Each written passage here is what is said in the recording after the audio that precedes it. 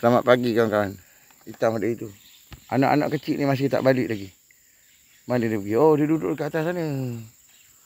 Oh, dia tak masuk kandang. Dia cuba mengelak.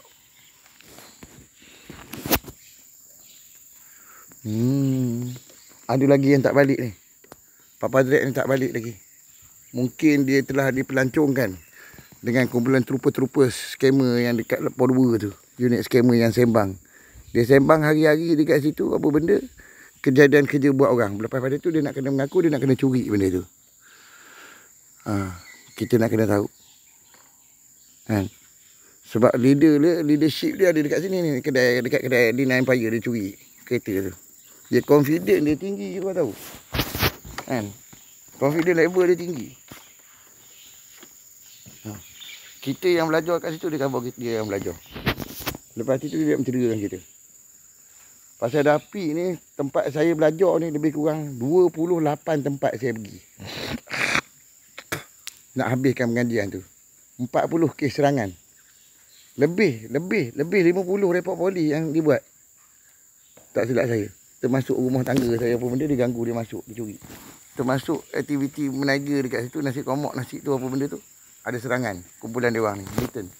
Dia orang ni influence kepada militan AS. Kebangsaan ni.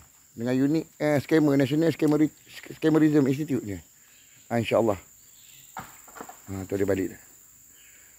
Ada balik lagi.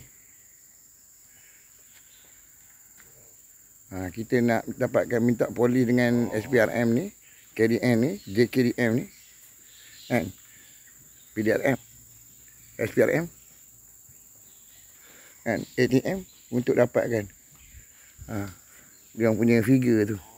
Figure-figure yang saya cakap dalam Cowboy Kampung punya channel dengan Budak Gembala punya channel ni. InsyaAllah. Kita dah cakap dah gitu. Keterangan kita buat video nanti. Takut berubah-ubah. Takut orang bagi statement lain. Biar jadi dokumen awam.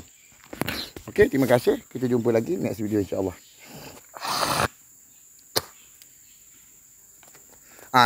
Maya, bawa balik.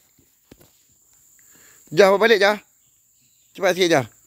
Orang dah lama sampai Jah. Kau lambat kau pergi ke mana? Dah jumpa dah tu. Kadang Nizam jumpa dah? Ada balik dah? Ada? Ada. Sudin. Sudin lama kau tak balik ni. Anak kau Sudin mana? Jah. Jah. Dengar sini. Jah. Sudin mana Sudin? Mana dia Sudin lah? Kau cuba kau tengok. Sudin ada tak? Mana ada? Ricky. Ni, dengar taklimat dulu. Nak bagi ni, Sudin. Kau pergi cari Sudin dengan Papa Drake.